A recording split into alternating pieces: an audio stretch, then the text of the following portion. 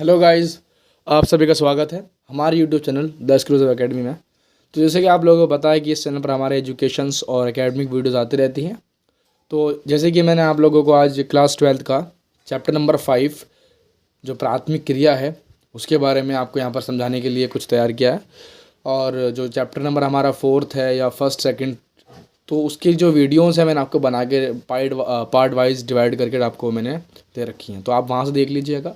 और आज हम चैप्टर नंबर 5 डिस्कस करेंगे प्राथमिक क्रियाओं के बारे में। तो देखते हैं कि प्राथमिक क्रियाएं ये होती क्या हैं। ठीक है, तो चलते हैं अपने क्वेश्चंस की तरफ। तो जो हमारा पहला क्वेश्चन ये है कि ये प्राथमिक क्रिया होती क्या है। तो मैं आपको पहले बता दूं कि जो प्राथमिक क्रिया क्या होती हैं, कि जैसे कि आप लोगों को दिख रहा होगा कि पहले इंसान की जो पहली क्रिया होती है, यानी कि जो हम इंसान का जो प्राथमिक क्रिया है, प्राथमिक का मतलब होता है सबसे पहला काम। ठीक है, सबसे पहला काम यानी कि जो भी एक तरीके से हमारा, अगर आपको इसको समझने के लिए थोड़ा सा समझना पड़ेगा पहले आर्थिक क्रिया क्या होती है। देखिए, प्राथमिक क्रिया से पहले समझना पड़ेगा आपको आर्थिक क्रिया। आर्थिक क्रिया का मतलब है वो क्रियाएं जिससे हमें आय प्राप्त होती हो। ठीक है, जब आय प्राप्त हो गई तो उस आय प्राप्त के बाद हमें ये समझना है कि अब आय हमारी काफ़ी तरीके से प्राप्त हो सकती है। उसमें प्राथमिक क्रिया है, ठीक है, उसके बाद द्वितीय क्रिया भी है, तृतीय क्रिया भी हैं। उनके चैप्टर वाइज सेपरेटली हम डिवाइड करती हैं। जो आपकी जो बुक्स हैं उसके अंदर आपको दिख जाएंगे, चैप्टर आपके डिवाइड हो चुके हैं। बट हमें सिर्फ यहाँ पर पढ़ना है प्राथमिक क्रिया। तो इसको हमें थोड़ा सा कह सकते हैं कि विस्तार से पढ़ना है। ठीक है, इसके बारे में काफ़ी ज़्यादा क्वेश्चंस आते हैं एग्जाम के अंदर। तो शुरू करते हैं। देखिए, प्राथमिक क्रिया वह क्रिया होती है जो व्यक्ति को उसके भरण पोषण के लिए सबसे प्राचीन समय से ज्ञात हैं। यानी कि अगर आप देखेंगे कि जो प्राथमिक क्रिया होती हैं वो सभी क्रियाएं इंसान के बिल्कुल स्टार्टिंग से जब वो करता था, यानी कि प्राथमिक क्रिया का मतलब है कि जब सबसे पहले जो हमारा मानव था, मानव ने जो प्राचीन मानव यानी कि हमारा जो आदि मानव था, उस आदि मानव ने सबसे पहला काम अपने खाने के लिए, या कह सकते हैं कि अपने आर्थिक यानी कि पैसे के लिए, अपने आप को बेहतर संसाधनपति बनने के लिए क्या क्या काम किए होंगे। तो उन सभी जो भी काम उसने किए जिससे उसको आय प्राप्त हुई होगी या उसको समाज के अंदर बेनिफिट मिला होगा किसी भी चीज़ में, ठीक है, जो दूसरों के पास नहीं होगा, या बेहतर बनने की जो उसने सोचा होगा, उस सभी को हम प्राथमिक क्रिया कहते हैं। यानी कि जो प्राचीन मानव था उसके द्वारा पैसे कमाने या आर्थिक अपने आप को रूप से मजबूत करने के लिए जो भी क्रियाएं की गई उन्हें हम प्राथमिक क्रिया कहते हैं। अब उसके अंदर बेसिकली हमारा काफ़ी तरह की चीज़ें, जैसे कि खनन, ये भी हमारे प्राथमिक क्रिया में आता है। खनन का मतलब लोगों को पता होगा बेसिकली खनन का मतलब क्या है, वो हम डिस्कस करेंगे अभी आगे। मैं आपको सिर्फ बता दूं कि हमें चैप्टर में पढ़ना क्या क्या है। तो ये सब हमारे प्राथमिक क्रिया के प्रकार हैं। जैसे कि एक हमारा मत्स्यन हो गया, ये मछली का पालन होता है। कृषि आप लोगों को पता ही है, पूरा चैप्टर बेसिकली ज़्यादा अगर मैं बताऊँ आप लोगों को तो 90% हमारा या 75% 85% हमारा कृषि के ऊपर डिपेंड करेगा चैप्टर पूरा। इसके बारे में काफ़ी हद तक डीपली समझाया जाएगा। एक होता संग्रहण। संग्रहण का मीनिंग आपको पता होगा शायद कि इकट्ठा करना, उसको सेव करना संग्रहण कहलाता है। बाकी एक हमारा पशुपालन, यानी कि पशुपालन समझते हैं आप लोग कि पशुओं को पालना, जो भी हमारे पशु हैं उनको पाल के उनसे जो भी जिस तरीके का मांस प्राप्त करना, दूध प्राप्त करना, वो सब हम आगे समझेंगे। तो मैंने इन सभी चीज़ों के ऊपर एक तकरीबन दो दो नंबर में या एक नंबर में सवाल अगर पूछेगा तो उसके लिए भी रेडी कर रखा है। तो चलते हैं। देखिए, हमारा जो पहला है पशुपालन, जैसे कि आप लोगों को वहाँ दिख रहा होगा पशुपालन, हमारा सभी चीज़ें मैंने यहाँ पर एक नंबर के हिसाब से डिफाइन कर दी हैं।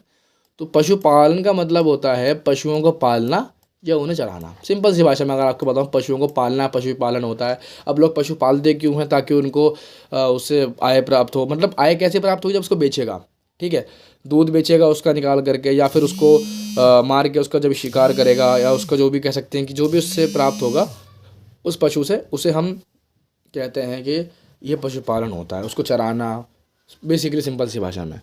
उसके बाद एक हमारा होता है इसी के अंदर अगला है संग्रहण। देखिए, संग्रहण का मतलब मैंने बताया, जैसे कि इसका मतलब होता है किसी भी शिकार को जो उसने शिकार करा उसको आने वाले समय के लिए, कि भाई अगर मान लो दोपहर में उसने कोई शिकार करा तो वो रात को क्या खाएगा। अब उसके पास बच भी गया शिकार, क्योंकि भाई एक वक्त में पूरा एक जानवर तो खाना संभव नहीं था किसी एक या दो व्यक्तियों के लिए। तो हमने उसी चीज़ को आने वाले टाइम के लिए उठाकर रख दिया। तो उसका एक हमने हिंदी में समझा मीनिंग, तो उसको हम संग्रहण कहते हैं। यानी कि किसी भी जानवर हो, कोई भी शिकार हो, या कोई भी चीज़ हो, उसको हम अगर आने वाले समय के लिए बचा के रखते हैं तो उसे हम संग्रहण कहते हैं। ठीक है, फिर आता है मत्स्यन। देखिए, मत्स्यन का मतलब हमारा होता है मछली का पालन, यानी कि मछली को पालना। ठीक है, मछली पालन को हम कहते हैं मत्स्यन। ठीक है, सिंपल सी भाषा में अगर हम समझे तो उसे मछली पालन को हम मत्स्य कहते हैं।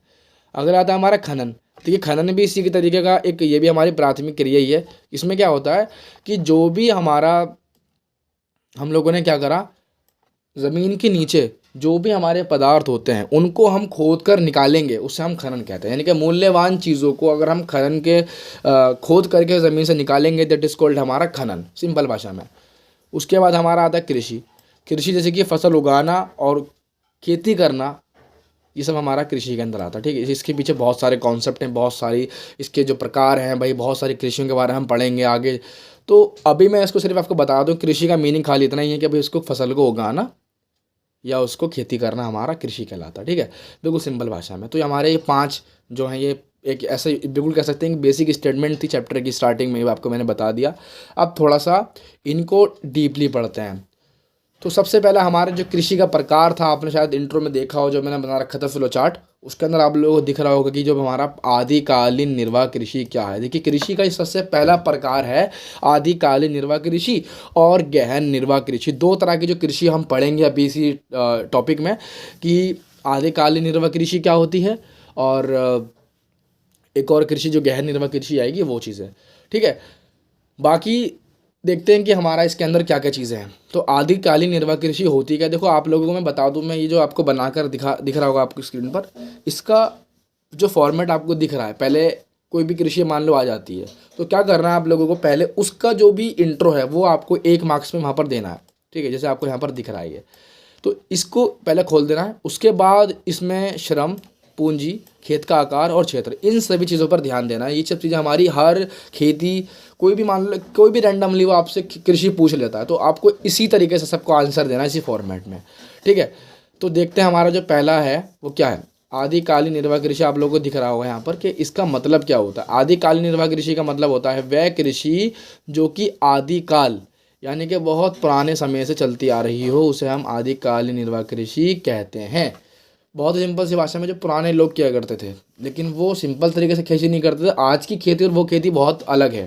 ठीक है, इसमें क्या था, आदिकालीन मानव अर्थात जो पुराने तरीके द्वारा की जाती थी और पुराने इंसान और पुराने तरीके तौर तरीके थे इसके, इसमें व्यक्ति एक क्षेत्र पर कृषि करके उसे त्याग देता था। यानी कि मान लेते हैं यहाँ पर कृषि करी, तो इस एरिया में कृषि करने के बाद जब यहाँ की उपजाऊपन जो था वो ख़त्म हो गया तो उसने नई जगह ढूंढ ली। इसका कोई उसने सॉल्यूशन नहीं निकाला कि भाई यहाँ का उपजाऊपन क्यों ख़त्म हो गया है या कुछ भी है, तो उसने उसको ध्यान नहीं दिया। उसने कहा काम करते हैं, कौन सा हमें यहाँ पर जगह कोई पूछने आ रहा है कि ये जगह किसकी है, तुम्हारी ही नहीं है, तो उसने क्या करा कि दूसरी जगह ढूंढ ली। उस समय इतने लोग होते नहीं थे, ना इतनी कोई पॉपुलेशन डेंसिटी थी, तो उन्होंने नई जगह ढूंढ ली, पुरानी जगह छोड़ दी। ठीक है, अब क्या करता रहा वो, एक जगह करी, दूसरी जगह फिर स्टार्ट कर दी। तो मतलब ऐसा नहीं होता था कि वो एक जगह पर टिक के काम करते थे। आज करी, 4-5 महीने बाद खेती हो गई, उसके बाद दोबारा करी, फिर उसकी उपजाऊपन ख़त्म, फिर नई जगह चले गए। इतनी तकनीक थी नहीं कि भाई एक जगह टिक के कर सकें, तो कई जगह पर वो घूमता रहता था। उसके बाद ऐसा होता था कि भाई, और साथ साथ क्या करता था कि मान लो आज खेती कर दी तो यहाँ की घास जला देगा। ठीक है, उसके बाद फिर दूसरी जगह गया तो वहाँ की घास जला देगा। खेती करने के बाद जो भी उसकी छोटी मोटी घास बचती, जिसे हम आज के टाइम पे पराली वगैरह कहते हैं, तो वो सब वो उस वक्त हाथों हाथ जला दिया करते थे। ठीक है, और इसी की वजह से उसे हम आज के कहते हैं कि कर्तन और दहन कृषि भी से हम कहते हैं, क्योंकि देखिए करी और बाद में उसको हमने जला दिया। जलाने को दहन कहते हैं, याद रखना, इसका हिंदी वर्ड है, पढ़ा होगा आप लोगों ने क्लास 8 में साइंस में, कंबक्शन दहन कहलाता है। ठीक है, तो कर्तन और दहन कृषि भी कहते हैं इसको। और आप लोगों से ये बता रहा हूँ कि जैसे भी इसको, इसके जो एक आध और एक्स्ट्रा नाम है आप लोगों को बताना है क्या होती है वो, उसके 1-2 नाम बताने हैं आप लोगों को कमेंट के बॉक्स में। ठीक है, बाकी अब देखना है इसके अंदर श्रम, ये हमारा इसी के अंदर, इसी क्वेश्चन के अंदर हमारा ये, इसको मैंने बताया आपको क्राइटेरिया बांट देना है। तो श्रम का हम लोगों को पता होगा, श्रम का मतलब क्या होता है कि भाई कितने इसके अंदर मजदूर लगेंगे। तो इस कृषि में श्रम की आवश्यकता ना के बराबर होती है, केवल एक ही परिवार के लोग इसे कर लिया करते हैं। यानी कि सिंपल सी भाषा में समझाऊँ तो उसमें अलग से हमें कोई बंदा बाहर का किसी को हमें हायर करने की ज़रूरत नहीं है। घर के जितने लोग थे वो आराम से खेती कर लिया करते थे, क्योंकि भाई 4-5 लोग हैं, वो आराम से अपने लिए खेती कर लेते थे। उसके बाद पूंजी, देखिए अब सिंपल सी बात है, घर में ही कर रहे हैं तो इतनी पूंजी की आवश्यकता नहीं है, और पूंजी उस वक्त पे ज़्यादा थी भी नहीं लोगों के पास। खैर पूंजी का साधन शायद अलग होता है, वस्तु विनिमय चलती थी प्रणाली, पूंजी की तो बातें रहने दीजिए। जो भी संसाधन उस वक्त पे वो लोग देते होंगे, आदान प्रदान करते होंगे, उसकी भी आवश्यकता नहीं होती थी, क्योंकि भाई सिर्फ 4-5 लोगों का खाना, उसमें कितना आपको पूंजी, कितना इन्वेस्टमेंट करना पड़ेगा, आपको पता ही है। उसके बाद हमारा है खेत का आकार। देखिए खेत का आकार क्या होता है, खेत का आकार से मतलब है कि भाई साइज़ कितना था खेत का। खेत का आकार तो देख सकते हैं कि भाई, और उत्पादन दोनों साथ एक साथ दे रखे हैं कि खेत का आकार कितना होता था और उत्पादन। देखिए खेत का आकार का मतलब समझेंगे तो उस वक्त पे हमने खेत का आकार अगर हम समझ सकते हैं तो खेत तो उस वक्त छोटे होते थे, क्योंकि हमें इतना ज्ञान नहीं था कि ज़्यादा खेत बड़ा करेंगे उससे ज़्यादा उत्पादन होगा, इतना ज्ञान था नहीं। लेकिन उत्पादन भी हमारा कम होता था, क्योंकि सिंपल सी बात है 4 लोगों के लिए हम खाना बना रहे हैं, तो भाई सिंपल सी बात है 4 लोगों का जो उत्पादन कितना ही होगा, बहुत ही कम होता था उत्पादन। उत्पादन समझते ना, कितना प्रोडक्शन होता था, सामान कितनी फसल उग रही है। खेत का आकार और उत्पादन दोनों कम होते थे। फिर अगला हमारा आता क्षेत्र। कहाँ ज़्यादा होती थी ये, हमारे यूरेशिया के अंदर और दक्षिणी एशिया, जो हमारे 2 जगह हैं, इन जगहों पर सबसे ज़्यादा देखने को मिलती थी। तो मैं आपको बता दूं कि हमें हर कृषि को इसी तरह के पॉइंट में खोलना है। ये तो बहुत आसान तरीका है किसी भी खेती को, कृषि को करने के लिए, और बहुत ही साफ़ सफाई से आपको यहाँ पर देखने को मिल जाएगा। जो टीचर होगा वो आराम से चेक कर देगा, ठीक है। चलते हैं अगली कृषि की तरफ। तो जैसे कि आप लोगों को यहाँ पर दिख रही होगी गहन निर्वाह कृषि। मैं आपको बता दूं कि कृषि के सबसे पहले 2 प्रकार यही आते हैं, आदिकालीन निर्वाह कृषि और दूसरी गहन निर्वाह कृषि। देखिए गहन निर्वाह कृषि वो पुराने ज़माने की थी, लेकिन गहन निर्वाह कृषि हमारे आधुनिक समय की है। देखते हैं गहन निर्वाह कृषि का मतलब होता है कि वह कृषि जो जिसमें मानव केवल अपने गुजारे के लिए करता है, ना कि इसको बेचने के लिए। कोई इसका व्यापारिक महत्व नहीं होता, मतलब इसको बेचने के लिए काम नहीं करते, सिर्फ अपने घर के लिए करते हैं। देखिए वो भी आप अगर ध्यान से देखेंगे तो वो भी अपने गुजारे के लिए ही थी, उसमें भी हम लोग बेच नहीं रहे थे। लेकिन दोनों फ़र्क क्या है, आदिकालीन निर्वाह कृषि और गहन निर्वाह कृषि में सिर्फ इतना फ़र्क है कि वो पुराने समय में होती थी, लेकिन गहन निर्वाह कृषि आज के समय में होती है। फ़र्क समझ में आ गया आप लोगों के, टाइम का फ़र्क है। वो आदिकालीन मानव करते थे, गहन निर्वाह कृषि आज के लोग करते हैं, ठीक है ना। सिंपल सी बात है एकदम, अपने गुजारे के लिए ये भी करते हैं, सिंपल सी बात है। गहन निर्वाह, निर्वाह का मतलब ही होता है अपने गुजारा करना, ठीक है ना। श्रम, भाई सिंपल सी बात है, अपने गुजारे के लिए कर रहे हैं, श्रम भी कम चाहिए होगा। श्रम मतलब मजदूर, तो काफ़ी होते हैं ये लोग खाली, इसलिए निर्वाह कृषि इसी कहते हैं कि भाई सिर्फ इसमें श्रम की आवश्यकता बहुत कम होती है। अगला हमारा इसमें पूंजी में, देखिए आप लोगों को पता है निर्वाह के लिए अधिक पूंजी की आवश्यकता नहीं होती, और उसके साथ साथ हमारा खेतों का आकार भी इसमें हमारा छोटा होता है। और फसलें अगर हम देखें तो कौन कौन सी फसलें हमारी इसमें है, चावल है, गेहूँ है, बाजरा, दाल, जो हमारे बेसिकली खाने पीने के काम में आती हैं, जो हम नॉर्मल अपने घर में यूज़ करते हैं, जो भी हमारा अनाज है वो फसलें इसमें ज़्यादा उगाई जाती हैं। इसे हम गहन निर्वाह कृषि कहते हैं। बिल्कुल अपोजिट नहीं कहूँगा, बट मैं इतना कहूँगा, आदिकालीन का पुराना वो था उसका वेरिएंट, ये नया वेरिएंट है। जितनी भी चीज़ें सब कुछ सेम है, उत्पादन, पूंजी, श्रम, मीनिंग भी अगर आप देखेंगे तो लगभग सेम ही है, बट वो पुराना था, ये नया है, ठीक है। कन्फ्यूज़ नहीं होना आप लोगों को, से ज़्यादातर बच्चे इसमें कन्फ्यूज़ हो जाते हैं। क्या चलते हैं अपने अगले क्वेश्चन की तरफ। उसमें क्या है, देखिए ये निर्वाह कृषि जो मैंने बताया आप लोगों को, उसका ही एक प्रकार है चावल प्रधान और चावल रहित। ये 2 तरह का जो क्वेश्चन आएगा, देखिए चावल प्रधान गहन निर्वाह कृषि और चावल रहित निर्वाह कृषि। इसमें क्या होता है कि ये भी अपने गुजारे के लिए होती है, उसी का ही प्रकार है ये। ऐसा समझिए आप कि जो हमारा स्टार्टिंग मैंने आपको समझा, जैसे कि अगर आप यहाँ देख सकते हैं तो हमने आपको यहाँ पर शुरुआत में समझाया था, मैं आपको दिखा दूँ यहाँ पर, कि जैसे कि ये जो हमारा कृषि वाला टॉपिक था, इसमें मैं समझा रहा था आप लोगों के आदिकालीन निर्वाह कृषि कृषि का भाग है, ठीक है। ये मैं समझ लिया हमने ये वाली। उसके बाद फिर हमने समझा गहन निर्वाह कृषि। आप लोगों को मैंने बताई दी अभी गहन निर्वाह कृषि, इन दोनों में फ़र्क क्या है। ये हमारी पुरानी है, ये ओल्ड है, ये हमारी न्यू है। अब इस न्यू के अंदर 2 पार्ट हैं हमारे, जैसे कि आपको दिख रहा है चावल प्रधान और चावल रहित। देखिए आप लोगों को दिख रहा होगा, ये गहन निर्वाह कृषि के ही प्रकार हैं दोनों, ठीक है। कंफ्यूज नहीं होना है, दोनों ही सेम है, ज़्यादा फर्क नहीं है, बस टाइम का फ़र्क है गहन और आदिकालीन में। बट इसके गहन के अंदर इसके कोई आदिकालीन निर्वाह कृषि के अंदर कोई भी यहाँ पर हमारा क्लासिफिकेशन नहीं है, कोई इसके अंडर में नहीं आती। लेकिन गहन निर्वाह कृषि के अंडर में चावल प्रधान और चावल रहित कृषियाँ आती हैं। तो अब हम थोड़ा इसको डीपली डिस्कस कर रहे हैं, शायद आप लोगों को समझ में आ गया होगा। गहन निर्वाह कृषि में 2 चीज़ें मैंने आपको बता दी, यहाँ पर ना आया तो एक बार मुझसे फिर पूछ सकते हैं, मैं इसको फिर बता दूँगा आप लोगों को। तो यहाँ पर अभी हम थे वो देख लेते हैं एक बार। जैसे कि आप लोगों को दिख रहा है यहाँ पर कि चावल प्रधान में क्या होता है। देखिए चावल प्रधान प्रधान का मतलब है कि भाई ये इसके अंदर मेन फसल है। बस आपको बस इतना ध्यान रखना है कि चावल प्रधान जहाँ देखने लिखा हुआ, आपको ये बात बिल्कुल ऐसे उतार के आ जानी है। इसमें क्या होता है कि इस फसल में हम केवल चावल पर ध्यान देते हैं, बाकी और फसल इसके अंदर हमारी नहीं उगाई जाती है, सिर्फ चावल ही मेन होती है। ठीक है, मेन फसल हमारी क्या है, चावल है। उसके बाद इसमें चावल प्रधान कृषि के लिए जल की आवश्यकता होती है। तो सिंपल सी बात है, जहाँ जल ज़्यादा होगा वहाँ पर इसको हम ज़्यादा उगाएंगे। इसके लिए पहला क्राइटेरिया क्या है, आपको पानी की आवश्यकता होगी। तो ऐसा इलाका ढूंढें जहाँ पर आपको पानी सही मात्रा में उपलब्ध हो जाए। उसके बाद इसकी एक चीज़ और है कि ये हमारे दक्षिण एशिया के अंदर और मध्य एशिया में ज़्यादा पाई जाती है। इसको ज़्यादा भारत के लोग समझ लीजिए, या फिर हमारा जो चाइना के लोग हैं, मंगोल है, जहाँ पर ये कृषि ज़्यादा इंपॉर्टेंट रहती है, क्योंकि आपको पता है कि चावल अधिक वहीं ज़्यादा उगाया जाता है जहाँ पर जनसंख्या अधिक होती है। ठीक है, उसके बाद इसका अपोजिट अगर हम देखें तो ये बन जाएगा हमारा, इसमें क्या है, चावल को नहीं लगाते हम, चावल रहित, यानी कि विदाउट चावल, विदाउट समझते ना, मना, उसके बिना, चावल के बिना। ये चावल वाली सिर्फ ये चावल के बिना है।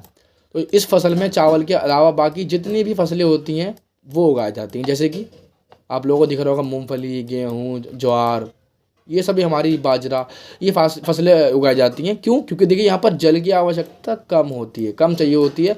इसी वजह से यहाँ पर एक तो शुष्क भूमि होती है, पानी की आवश्यकता होती नहीं है, इसीलिए इन फसलों को उगाते हैं, क्योंकि इनको कम पानी चाहिए होता है। तो जो भी फसल हमारी चावल के बिना उगेगी हम उसे चावल रहित कहते हैं, और जो सिर्फ जिसमें चावल उगेगा उसे हम चावल प्रधान खेती कहते हैं। बिल्कुल आसान भाषा में आप लोगों ने समझ लिया। कोई दिक्कत हो तो मुझसे पूछ सकते हैं। बिल्कुल देखिए इस तरीके से समझ सकते हैं। सबसे पहले हमारी कृषि होती क्या है। कृषि के दो पार्ट कर दिए, आदिकालीन और दूसरा गहन। आदिकालीन और गहन, देखिए दोनों में अगर हम देखें तो निर्वाह वर्ड आ रहा है। आदिकालीन निर्वाह कृषि और गहन निर्वाह कृषि, दोनों का मतलब अपने गुजारे के लिए है। बट आदिकालीन पुराने ज़माने की, गहन नए ज़माने की, दोनों में कोई चेंज नहीं है ज़्यादा। फिर हमने क्या करा, उस गहन निर्वाह कृषि को दो भागों में बांट दिया, एक चावल प्रधान और दूसरी चावल रहित। चावल प्रधान जिसमें चावल की अधिक मांग होती है, चावल के बिना कोई काम नहीं होता। दूसरी चावल रहित जिसमें चावल बिल्कुल नहीं होता, चावल के बिना जितनी फसलें होती हैं वो सब उगाई जाती हैं, क्योंकि वहाँ पर शुष्क भूमि होती है। सिंपल सी भाषा में समझ में आ गया होगा आप लोगों को, मैं आशा करता हूँ। बाकी चलते हैं अगले क्वेश्चन की तरफ हमारा, जो अब हम अगले चैप्टर में पढ़ेंगे। जो हम अगले क्वेश्चन है हमारे, उसको हम पढ़ेंगे। जैसे कि हमारा आपको मैंने समझा दिया, यहाँ पर हमारा मिश्रित कृषि पढ़ेंगे हम, रोपण कृषि, डेयरी कृषि, और जो भी हमारे वगैरह बचे हैं, जो भी हमारे चलवाती पशुपालन है, वाणिज्य पशुधन पालन है, और जो भी हमारे करण के प्रकार हैं। तो आज के लिए सिर्फ इतना ही। और जितनी भी आप लोगों को यहाँ पर समझ में आया हो उसके लिए आप लोग इसको आगे शेयर कर सकते हैं वीडियो के, आपके जो फ्रेंड्स हैं उनको आप शेयर कर सकते हैं। और बाकी कोई भी आपको इसमें कोई भी क्वारी हो तो आप मुझसे डायरेक्टली पूछ सकते हैं कमेंट करके। और जो भी इसका अगला पार्ट आएगा उसके लिए आप जुड़े रहिए, लाइक कमेंट शेयर, और जो बेल आइकन है उसको दबा दीजिए ताकि आप लोग हमारी वीडियो से जुड़े रहें। Thanks for watching.